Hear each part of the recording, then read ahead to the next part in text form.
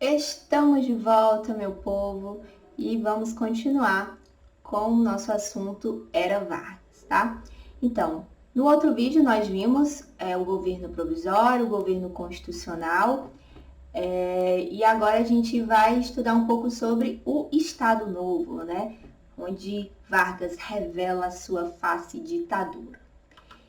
E aí, meu povo, nesse governo do Estado Novo, ele vai durar de 1937 a 1945.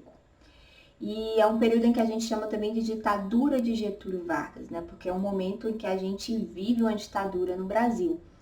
E é bom ressaltar isso porque vão ter dois períodos de ditadura que a gente vai viver no Brasil, né? Essa e a mais conhecida, que é a ditadura civil-militar, que foi de 1964 a 1985. E então, meu povo, uma ditadura, ela não necessariamente tem que ser militar. Às vezes a gente acaba relacionando uma coisa à outra. E não, ditadura vai ser sempre uma forma de governo onde não há democracia, não há liberdade, não se vota, não se escolhe quem vai ser o seu presidente. Existe repressão, existe tortura, existe perseguição. Não há espaço para um pensamento, para o livre pensamento, para livre. Não existe liberdade. Então, sempre que o governo tiver essas características, a gente vive uma ditadura, será uma ditadura, e no caso, é a ditadura de Getúlio Vargas. E aí, quando ele inicia esse novo governo, meu povo, a primeira coisa que ele faz é a criação de uma nova Constituição. Então, Vargas governou durante tanto tempo no Brasil que ele mesmo criou duas constituições, né? E por que ele fez isso? Porque a Constituição anterior, de 1932, ela era uma Constituição democrática. Então, se agora ele estava num governo repressor, ditador, era necessário uma Constituição que lhe permitisse ser um ditador, né? E aí, assim, a gente vai para a quarta Constituição do Brasil e a terceira republicana. Isso mesmo, meu povo, porque aqui no Brasil o povo troca de Constituição como se trocasse de roupa, né? Cada um que entra muda. E no caso de Vargas, ele mesmo mudava, criou duas, né? E aí, gente, essa Constituição foi baseada na Constituição fascista da Polônia, chamada Polaca, e foi outorgada, ou seja, ela foi imposta, né? Não teve uma Assembleia Constituinte, ela não foi feita coletivamente. Dentro dessa Constituição foi decidido a extinção dos partidos políticos, não podia mais ter nenhum partido, o partido era um, Vargas, e aqui quem vai ficar muito pé da vida, gente, é a AIB, né? O Partido Comunista já tinha sido extinto há muito tempo, né? Tava na ilegalidade, a ANL, todos os partidos, seja de direita ou de esquerda. Mas a AIB vai ficar com muito ódio porque vai se sentir injustiçada, né? Porque eles vão dizer, poxa, como assim? A gente te apoiou em tudo, sempre te defendemos e agora tu simplesmente vai extinguir, acabar com a nossa existência?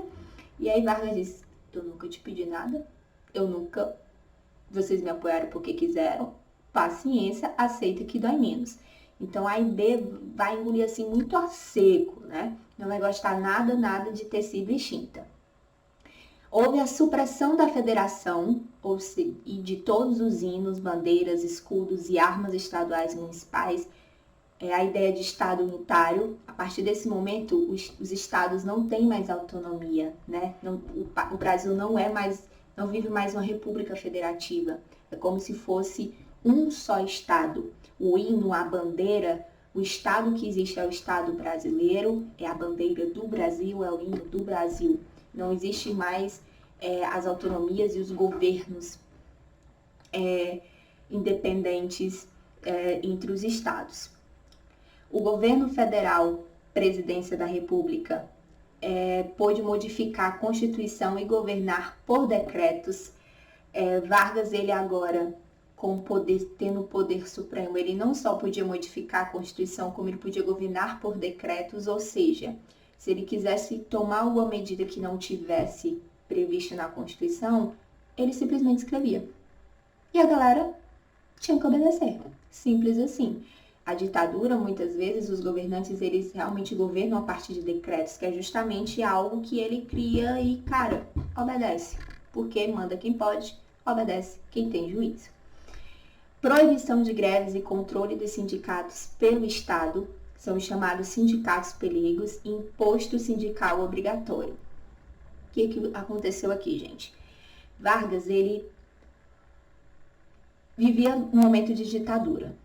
E como todo ditador, ele vai controlar tudo que ele pode, né? Então, ele já estava controlando ali os estados, mas era preciso conter o povo, conter as greves e conter o avanço do socialismo.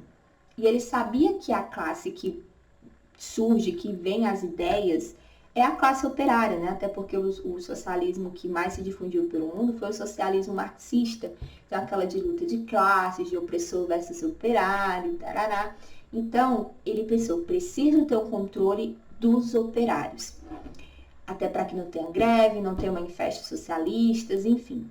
E aí ele cria os sindicatos oficiais, que são aqueles grupos que representam cada categoria trabalhista e que negocia com o patrão, com o governo, enfim. Então, ele decidiu nesse momento que cada sindicato teria que ser o oficial reconhecido pelo governo. Então, entre os sindicatos de cada categoria, quem ia escolher o oficial era o governo. E aí, meu povo, obviamente que o governo ia escolher aquele sindicato que melhor tivesse uma relação com ele, que ele pudesse manipular. Por isso que a gente, quando tem um sindicato que a gente diz que é comprado, né, que em vez de estar lutando pelo povo, está favorecendo o empresário, está favorecendo o governo, a gente chama de pelego, né? Porque fazendo isso, ele conseguia ter um controle ali dos operários e os sindicatos, que é a galera que geralmente organiza as greves e tal, estaria sobre o comando dele, né? E assim ele conseguia saber de tudo o que estava acontecendo com os operários e ainda evitar greves, revoltas, movimentos operários. Houve também o fim da liberdade de imprensa e expressão. A falta de liberdade de expressão, gente, é uma das coisas mais, assim, afetadas e evidentes numa ditadura, sabe? Quando você não pode mais criticar, você não pode mais dar a sua opinião sobre determinado político, que você é perseguido, você é apontado, você é julgado. Então, essa liberdade, o teu livre pensamento, você não tem mais, né? E hoje, no nosso país, a gente vive, sim, determinadas circunstâncias, essa falta de liberdade de expressão, né? O mais recente foi não sei se vocês acompanharam, teve um atleta de vôlei, né? Que ao fim do jogo criticou o governo e foi processada, né? Tá tendo que pagar, sei lá, 100 mil aí. Então, infelizmente, governos autoritários, a falta de liberdade de expressão é uma marca muito registrada, né? Ele vai procurar sempre podar o poder que o povo tem, que é a sua voz, que é a sua fala. Então, para além do fim da liberdade de imprensa e de expressão, a gente vai ter o quê?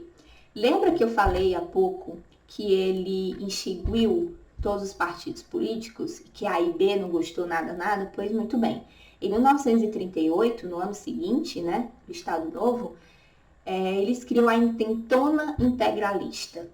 A princípio, os integralistas apoiaram o golpe varguista, porém, afastados do poder e com o partido na ilegalidade, membros da AIB invadem o Palácio Presidencial para assassinar Getúlio Vargas, mas são rapidamente derrotados e presos. Então, eles ficaram com tanta raiva, né, se sentiram tão injustiçados que parte dos integralistas se reuniram e armaram um motim para não só derrubar Vargas, não. O negócio era matar mesmo Getúlio Vargas, mas ele foi facilmente derrotado e todos foram presos e, obviamente, torturados também, né?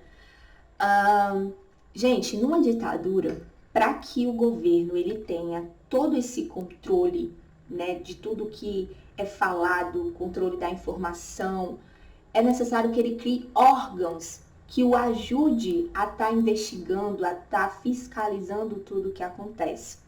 E aí a gente vai ter aqui alguns órgãos que Vargas criou para justamente auxiliar nesse controle da sociedade. A primeira coisa que ele cria é o DASP, é o Departamento Administrativo do Serviço Público. Onde um corpo de burocratas, né, pessoas escolhidas pelo governo, eles vão supervisionar os interventores das unidades administrativas e reestruturar a administração pública, tornando-se cabide de emprego para apadrinhados. Ingrid, não entendi nada. Vou explicar para vocês. Nós temos vários órgãos públicos, né? A gente tem as prefeituras, a gente tem as secretarias de educação, de cultura, nós temos as escolas públicas, a gente tem as universidades públicas, tudo isso daí são órgãos públicos e o que era a intenção desse departamento? Era justamente nesses órgãos públicos colocar pessoas de confiança dele. Pessoas que pudessem fiscalizar as escolas, as universidades, as secretarias, as prefeituras, tudo para que ninguém fosse contra o governo. Para ver quem é que estava falando mal do governo, quem é que estava organizando ali alguma reação de oposição ao governo, para já ser detectado e demitido, ser perseguido, ser preso, enfim. Então, esses cabides de emprego é justamente os apadrinhamentos, né? Você tem uma secretaria de educação, por exemplo, e aí as pessoas colocam para trabalhar nela todo mundo que apoia determinado candidato, né? E ali a pessoa ocupa o emprego não porque é capaz, não porque vai fazer um bom trabalho, mas sim porque apoia um determinado candidato. E se ela não apoiar, ela é demitida. Então, o DASPES, ele vai servir para isso, para estar fiscalizando esses órgãos públicos. Outra criação dele é o DIP, o Departamento de Imprensa e Propaganda. Esse é um órgão responsável, gente, pela censura e propaganda do Estado Novo. Esse departamento era o que censurava qualquer jornal que falasse mal do governo, não permitia que nada fosse divulgado, nada fosse impresso que fosse contra o governo, né? E aí, como propagação da propaganda, porque nós estudamos que no fascismo, uma das coisas muito marcantes é a propaganda. E Getúlio Vargas vai fazer isso demais, né? Ele sempre estava junto ao povo, falando para o povo, mostrando que ele era muito próximo, que ele estava ali representando o povo realmente, porque ele sabia o que era melhor para ele, como salvacionista, né? O povo é o corpo e ele é a cabeça daquela nação. E aí, para tornar isso mais evidente, ele cria a Hora do Brasil, depois a Voz do Brasil, que era um programa de rádio onde todos os dias, num determinado horário, ele falava com o povo brasileiro. E ali, gente, era 1 hora só falando das coisas boas que ele fazia, né? Todo dia ali, para o povo achar que estava tudo bem, que, olha, tá tudo seguro, estou garantindo a paz, gerando emprego, enfim. É a lavagem cerebral mesmo que acontece muito no fascismo, né? A propaganda. Quem cria o feriado do 1º de maio é Getúlio Vargas também, né? E aí todo ano era o momento que ele fazia grandes festas pro povo, enfim, meio que a política do pão e circo. Uma curiosidade, gente, é que esse programa, ele existe até hoje, tá? Não sei se vocês já viram, mas na rádio, eu não sei se é entre 6 às 7 ou 7 às 8, mas tem sempre 1 hora no rádio em que todas as rádios estão falando sobre política, economia, né? Então, esse horário do rádio voltado para política e economia foi criado por Vargas. Só que na época dele só se falava sobre ele, né? Sobre tudo de bom que ele fazia. E, enfim, não tinha a liberdade que o programa tem hoje.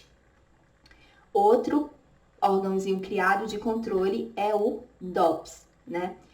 É o Departamento de Ordem Pública e Social. Ela foi criada justamente, aqui era o órgão de combate. Era o que prendia, o que torturava. Então, era esse tripé de órgãos. Eu tenho o DASP, que fiscaliza, eu tenho DIP, que censura, e eu tenho DOPS, que tortura, né? A combinação aí perfeita. E em relação à economia, gente, o que ele criou no Estado Novo? A CLT, a gente teve a consolidação das leis trabalhistas baseado no fascismo italiano, então as leis trabalhistas houve uma certa modificação, tá? Aquela que eles tinham criado, ele fez algumas modificações aí, uma leve pincelada de fascismo italiano. E agora sim, em relação à parte social e econômica, a gente vai ter a criação do Senai e do SESI, né? Então, o ensino técnico, o Senai e o SESI que a gente tem hoje também foi Vargas quem criou. A criação do Conselho Nacional do Petróleo. Vargas, gente, ele defendia muito o nacionalismo, a criação de empresas nacionais. Ele acreditava que para que o Brasil se tornasse uma grande potência, ele tinha que investir nas suas próprias indústrias, né? E para isso ele tinha que parar de depender do petróleo de fora. Então ele vai começar a investir em empresas nacionais para produzir petróleo. Inclusive a Petrobras também foi ele que criou. Mas sobre isso, sobre o nacionalismo, a gente vai falar mais à frente, quando ele, em outro momento do governo de Vargas. Aqui a gente também vai ter a criação da Companhia do Vale do Rio Doce. Ele vai investir pesado em siderurgias, em hidrelétrica, né, em energia aqui no país. A Vale do Rio Doce foi uma das principais empresas nacionais que a gente tinha. Hoje é privatizado, foi privatizado no governo do Fernando Henrique Cardoso. A Companhia Siderúrgica Nacional, a CSN, em Volta Redonda, uma outra siderurgia muito importante também, foi criada por ele. E tudo isso que ele criava, gente, gerava muito emprego. E aí o trabalhador empregado, ganhando dinheiro, ele não se importa com o resto que está acontecendo no país. Então, quando ele fazia, ele criava, gerava tudo isso no país, ele conseguia manter o apoio ali do povo, mesmo no sistema de repressão, de censura, de tortura, tá? E aí, o que vai acontecer, gente? A gente já estava no ano de 1939, 1940, 41, que a Segunda Guerra já estava atuando no meio do mundo, né? E a guerra começou e Getúlio Vargas simplesmente não se posicionou, nem favorável aos aliados, nem favorável ao eixo. E isso por quê, meu povo? Porque ele sabia que ele era uma figura contraditória. Isso por quê? Qual era o regime que Getúlio Vargas estava tendo no Brasil? Um regime fascista. A gente estava vivendo uma ditadura. E na Segunda Guerra, qual era o lado que representava o fascismo? O eixo. Então, se ele entrasse na guerra, ele ia entrar, logicamente, defendendo o eixo. Só que tinha um problema, meu povo. Apesar de Vargas apreciar as ideias fascistas e vivê-las no nosso país, quem prestava dinheiro para ele, gente, eram os Estados Unidos. A relação econômica que o Brasil tinha não era com os países do eixo, eram com os aliados. E aí ele ficou nessa encruzilhada. Ele ia defender a ideologia que ele via no país ou quem ele tinha relação econômica. Então, como ele sabia que estava nessa encruzilhada, ele postergou o máximo que pôde a não entrada, não intervenção do Brasil na guerra. Até que, em 1942, a galera chamou Vargas para conversa e disse: e aí, meu filho? Vai ficar esse negócio de estar em cima do muro? E aí? Qual é a posição do Brasil? De que lado que o Brasil tá? E aí o Brasil teve que escolher, né? Ele teve que escolher entre a ideologia e o dinheiro. E adivinha qual foi a escolha dele? Dinheiro, meu povo. Vargas diz: amo o fascismo, mas quem paga as contas é o dinheiro. E aí ele envia, em 1942, ele declara guerra ao eixo e faz o envio da FEB, os pracinhas, e da FAB em 1944. Como nós estudamos, o Brasil teve uma participação bem ativa na guerra, apesar de já entrar no finalzinho, né? Mas foi para a Itália e teve importantes combates lá. Mas o fato é que essa participação da guerra, né, e a vitória dos aliados no fim dela deixou muito evidente uma grande contradição no Brasil, né? Como é que o Brasil, de coisas que só o Brasil faz, como é que o Brasil envia, né, soldados para lutar numa guerra, para lutar contra a ditadura, contra o fascismo, se dentro do Brasil a gente vivia uma? É um negócio assim impensável. E aí a oposição vai utilizar justamente essa contradição para a derrubada de Vargas, né? A vitória dos aliados demonstrou a contradição no Brasil. Brasileiros lutaram contra ditaduras no exterior quando tinham uma no país. E aí a galera vai utilizar isso para derrubar Vargas.